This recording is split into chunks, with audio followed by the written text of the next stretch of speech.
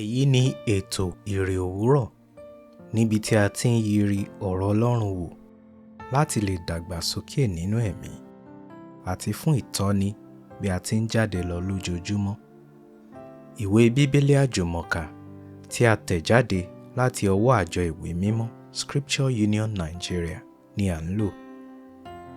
Bíbélì kíkà wa ní òwúrọ̀ yìí ni a ó rí nínú ìwé Jòhánù orí 1 ẹsẹ̀ 43 títí dé 51. Ó kà báyìí: ní ọjọ́ kejì, Jesu ń fẹ́ jáde lọ sí Gálílì, ó sì rí Fílípì, ó sì wí fún un pé, máa tọ̀ mí lẹ́yìn. Fílípì, gẹ́gẹ́ bí Áńdérù àti Pétérù jẹ́ ará ìlú Bẹ́tísáídà.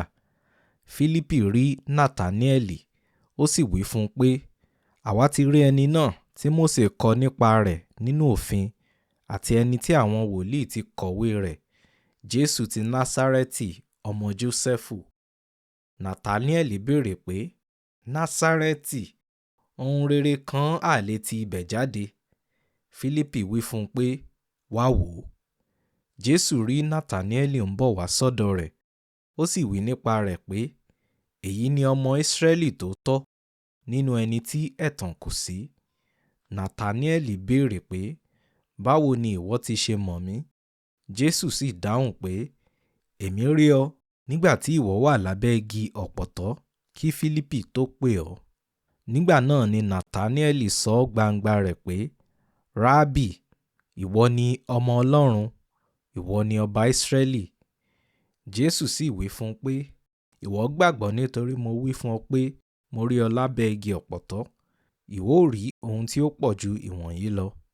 Nígbà náà ni ó fi kún un pé, èmi wí fún yín ní tòótọ́, ẹ̀yin yóò rí ọ̀run ṣí sílẹ̀, àwọn áńgẹ́lì Ọlọ́run yóò sì máa gòkè, wọn ó sì máa sọ̀kalẹ̀ sórí ọmọ ènìyàn. Orí ọ̀rọ̀: Jésù mọ̀ wá ju bí a ti lérò lọ. Bí a ti rí nínú àyọkà àti àwíyé wa àná, Jòhánù sọ nípa Jésù fún Áńdérù, tí Áńdérù sì sọ fún Pétérù. Bẹ́ẹ̀ ni a rí nínú àyọkà ti òní pé Jésù pe Fílípì, tí Fílípì sì pe Nátàníẹ́lì. Èyí jẹ́ àpẹẹrẹ rere. Àwa náà gbọ́dọ̀ ṣetán láti ṣiṣẹ́ fún ìgbàlà àwọn ẹlòmíràn.